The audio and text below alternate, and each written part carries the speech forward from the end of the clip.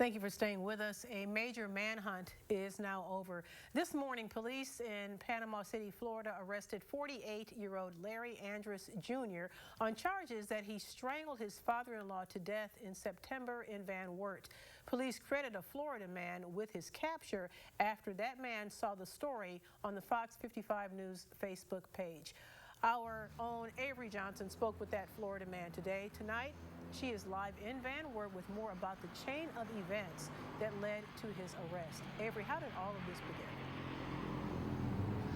Yes, Tara. Well, for starters, a 59-year-old Roy Watts was found dead inside of his home back in September due to strangulation. It didn't take police long to identify who they say did it. His son-in-law, Larry Andrus Jr. And the problem was they did not know where Andrus was until earlier today.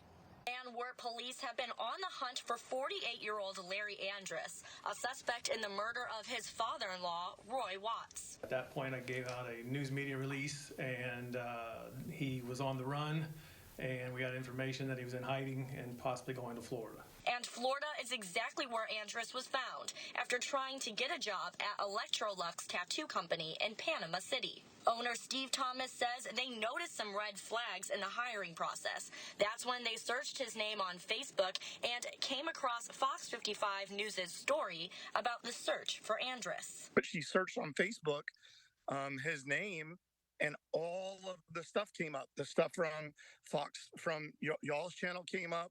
The Wert Police Department had come up.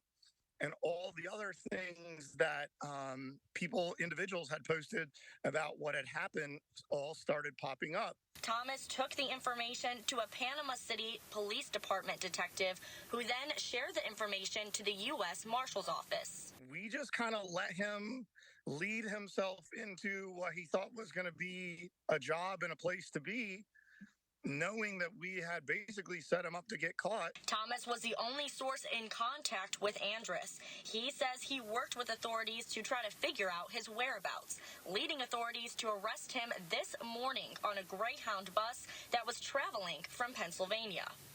But keeping that kind of person away from our community, you know, they were thanking me for that. And I just feel like I was just doing what any normal person would do. Police tell me that Andrus will be transported to a nearby, the Wert County Jail, where he will then await trial. And of course, WFFT will be sure to keep you up to date as this story evolves. Live in Wert, I'm Avery Johnson, Fox 55 News.